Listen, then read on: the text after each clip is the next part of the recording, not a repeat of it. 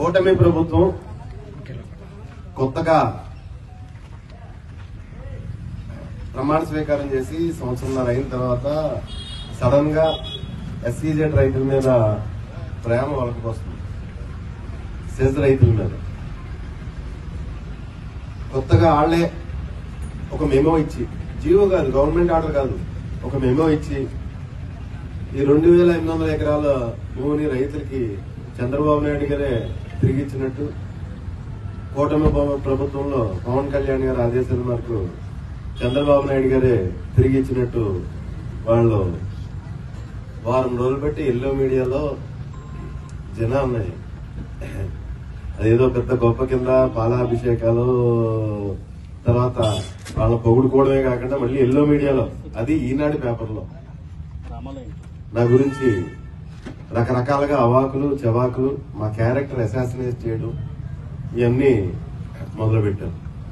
సరే, మొన్నే కొత్తగా ఇచ్చారు, చంద్రబాబు నాయుడు గారు మెమో ఇచ్చారు, గవర్నమెంట్ ఆర్డర్ కాకుండా. మరి గవర్నమెంట్ ఆర్డర్ కాకుండా మెమో ఇస్తే 2024 డిసెంబర్ 5, 2024 డిసెంబర్ 5 ఈనాడు పేపర్. ఈనాడు వారిని నేను ఛాలెంజ్ చేస్తున్నాను, ఛాలెంజ్ రిసీవ్ చేసుకోవాల్సిందిగా కోరుతాను కూడా. ఎందుకంటే మేము జగన్ గారి వెనకాల, వైఎస్ఆర్ కాంగ్రెస్ పార్టీ వెనకాల తిరగడానికి సిద్ధపడ్డామంటే ఈ ఎల్లో మీడియా దాటికి కూడా తట్టుకోవడానికి సిద్ధపడినట్టే లెక్క.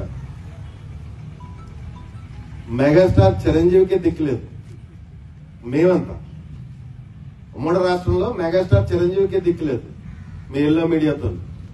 ఆయన్నే కొట్లిప్పి రోడ్డు మీద నిలబెట్టారు, ఇంకా మేమంతా. మరి డిసెంబర్ 5 కుడి చేత్తో ఇచ్చి రైతులకి, ఎడం చేత్తో లాక్కుని, కుడి చేత్తో ఇచ్చి ఎడం చేత్తో లాక్కుని పెద్ద ప్రమోషన్ యాడ్ నా గురించి ఈనాడు ఫ్రంట్ పేజ్ లో, ఈనాడు పేపర్ ఫ్రంట్ పేజ్ లో రైతుల్ని అన్యాయం చేసి భూములు కట్టేసిన మాజీ మంత్రి దాడిశెట్టి రాజా. అంటే ఆ రోజు మేము కుడి చేత్తో ఇచ్చామంటే ఆ రోజన్నా మీరు అబద్ధం రాసి ఉండాలి, లేదంటే మళ్ళీ కొత్తగా కూటమి ప్రభుత్వం ఇస్తుందంటే ఈ రోజన్నా మీరు అబద్ధం మాట్లాడుతుంటా ఉండాలి. ఈ రోజన్నా ఒకటి చెప్పదలుచుకున్నాను నేను ఎల్లో మీడియా వారికి. జగన్ గారు ముఖ్యమంత్రిగా ఉండగా మెమో కాదు, గవర్నమెంట్ ఆర్డర్ ఇచ్చి మాజీ మంత్రి కన్నబాబు గారి నేతృత్వంలో కొంతమంది ఐఏఎస్లని ఒక కమిటీగా ఏర్పాటు చేసి ఈ రైతుల తాలూకు సమస్యల్ని ఆలకించి వారి సమస్యలు, వారి డిమాండ్స్ మేరకు 2800 ఎకరాల భూమి ఆ రోజు జగన్ గారు వెనక్కి ఇవ్వడం జరిగింది. ఆ 2800 ఎకరాల్లో 1400 ఎకరాలు ఆల్రెడీ రైతుల దగ్గర రైతులు రిజిస్ట్రేషన్ చేసుకోవడం జరిగింది. ఇంకా 1000 ఎకరాలు 1300 ఎకరాలు ఉన్నట్టుకుంది. మీరు గవర్నమెంట్ ఆర్డర్ కూడా ఇవ్వలేదు, మెమో ఇచ్చారు. మెమో ఇచ్చి మేమే పంచుతున్నాం, జగన్ గారికి ఏం సంబంధం లేదు అని ఎల్లో మీడియాలో ప్రచారం చేసుకుంటున్నారు. మళ్ళీ దాన్ని కొనసాగింపు మళ్ళీ మా మీద నిందలేస్తున్నారు. అదే పేపర్లో మళ్ళీ మీరే నిజం చెప్తున్నారు. ఆ రైతులు 20 సంవత్సరాల నుంచి పోరాటం చేస్తున్నారు. రైతు సంఘ వీడియోలు కూడా ఉంటాయి, రైతు సంఘ నాయకులు, వామపక్ష నాయకులు వీడియోలు కూడా ఉంటాయి. వాళ్ళ మీద అట్రాసిటీ కేసులు కట్టేసి, చంద్రబాబు నాయుడు గారు ప్రభుత్వం టైంలో అట్రాసిటీ కేసులు కట్టేసి రిమాండ్కి పంపించి 60 రోజులు 70 రోజులు రిమాండ్కి పంపించిన రైతుల్ని, వందలాది మంది రైతులను రిమాండ్ ఖైదీలతో ఏ పని చేయించరు జైలులో. కానీ వాళ్ళతో బాత్రూమ్లు క్లీన్ చేయించి, సెల్ క్లీన్ చేయించి, బాత్రూమ్లు క్లీన్ చేయించి వాళ్ళని నానా రకాలుగా ఇబ్బంది పెట్టి వాళ్ళని మానసికంగా కృంగదీసి వాళ్ళ భూములు లాక్కుందామని ఒక కుట్ర పన్నారు తెలుగుదేశం ప్రభుత్వం ఆధ్వర్యంలో. కానీ వాళ్ళు ఎక్కడా చెల్లించలేదు. 20 సంవత్సరాలు పోరాడారు. మీ బెదిరింపుకి వాళ్ళు బెదిరిపోలేదు. మరి జగన్ గారు భూములు ఇచ్చిన తర్వాత ఆ భూములు వాళ్ళకి నచ్చిన రేటుకి అమ్ముకున్నారు. రైతు అమ్ముకుంటే కనుక్కోవడం తప్పే ఉంది. నేను రైతు దగ్గరే కదా కొనుక్కున్నాను. వాళ్ళు నచ్చిన రేటుకి అమ్ముకున్నారు. ఆ రేటుకే నేను కొన్నాను. పోనీ ఈ రోజు కూడా ఆ రేటుకి ఇచ్చేయడానికి కూడా సిద్ధంగా ఉన్నాను మీకు. ఎందుకంటే ఇప్పుడు దానికన్నా తక్కువ అయిపోయింది వాల్యూ. చంద్రబాబు నాయుడు గారు కాలు ఎడితే రియల్ ఎస్టేట్ బొగ్గుమంటది. ఏదో 1,00,000 2 లక్షలు పెరుగుతుందని చెప్పేసి ఆశపడి కొనుక్కున్నాను. సరే ఆ రేటుకి ఇచ్చేస్తాను కూడా వెనక్కి. ఈ ఈనాడు వాళ్ళకి ఎల్లో మీడియాకి ఇచ్చేస్తాను కూడా.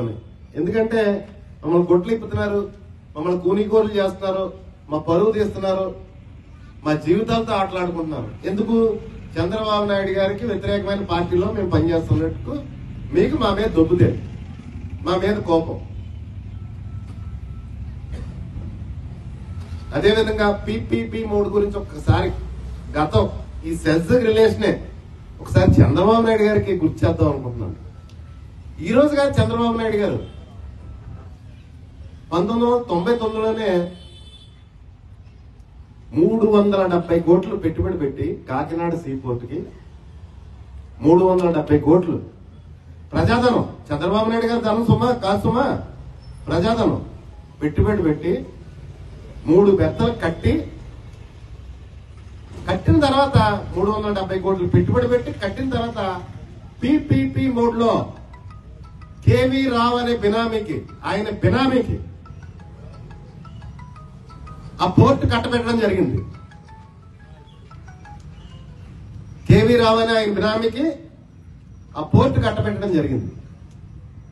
మరి PPP మోడ్ లో 370 కోట్లు ప్రభుత్వ ధనం వెచ్చించి 3 బెత్తలు కట్టి మరి కేవీ రావుకి 50 కోట్లకి అప్పనంగా అంటగట్టేసావు కదా నువ్వు చంద్రబాబు నాయుడు. మరి ఆదాయం నీ బినామీకి నీకు వస్తుందా, లేకపోతే రాష్ట్ర ప్రభుత్వానికి రాష్ట్ర ప్రజలకి మిగులుతుందా అని నేను ప్రశ్నిస్తున్నాను. దానికి కూడా ఈనాడు వారు ప్రచురించి సమాధానం చెప్తే అందంగా ఉంటుంది. పోర్టే కాకుండా ఆ పోర్టు అనుసంధానించి ఉన్న భూములు ఆ రోజుల్లోనే ఎకరం రూపాయి కేవీ రావుకి చంద్రబాబు నాయుడు గారు PPP మోడ్ లో కట్టబెట్టిన పరిస్థితి. తర్వాత ఏం జరిగిందో తెలుసా?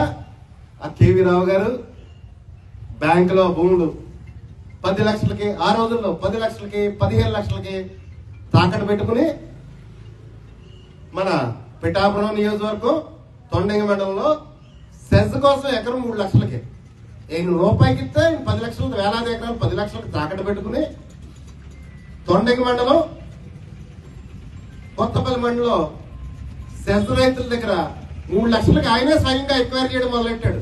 ఎవరు? చంద్రబాబు నాయుడు గారి బినామీ కేవీ రావు గారు. ఎలాగా?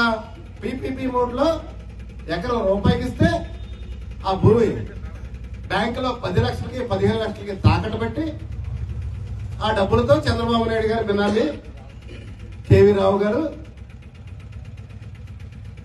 కొత్తపల్లి మండలం పిఠాపురం నియోజకవర్గం, కొత్తపల్లి మండలం తొండంగి మండలం తొన్ని నియోజకవర్గంలో భూములు కొనడం మొదలెట్టాడు. పోర్టు అదనం, పోర్టుకు సంబంధం లేకుండా ఆ రోజుల్లోనే 370 కోట్ల ప్రభుత్వ పెట్టుబడి అంటే ఈ రోజు ఎన్ని వేల కోట్లు? ఈ రోజు లెక్కల్లో ఎన్ని వేల కోట్లు? ఏదైనా ఒక్క రూపాయి గవర్నమెంట్కి ఆదాయం వస్తుందా?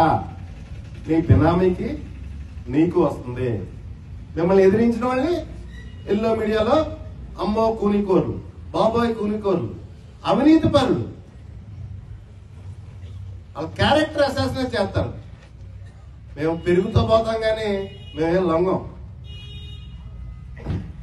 ఎల్లో మీడియాకి అది డిసైడ్ అయ్యే మేము జగన్ గారి వెనకాల వైఎస్ఆర్ కాంగ్రెస్ పార్టీలో ప్రయాణం చేయడానికి సిద్ధపడ్డాం.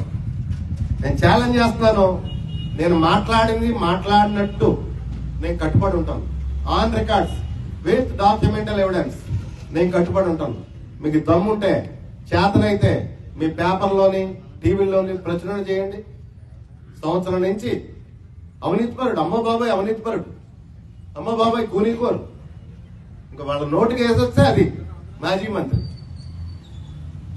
తీర్పును కూడా వాళ్ళు ఇచ్చేస్తున్నారు. ఇటు గురేసే వాళ్ళ, నేను జైల్లో పెట్టే వాళ్ళ తీర్పును కూడా పేపర్లోనే. మాట్లాడకుండా ఊరుకుంటే వాళ్ళ నోటికి వచ్చినట్టు నచ్చినట్టు. చంద్రబాబు నాయుడు రూపాయికి ఎకరం ఇచ్చేసి ఏం మాట్లాడరు? అది గొప్ప, చాలా గొప్ప.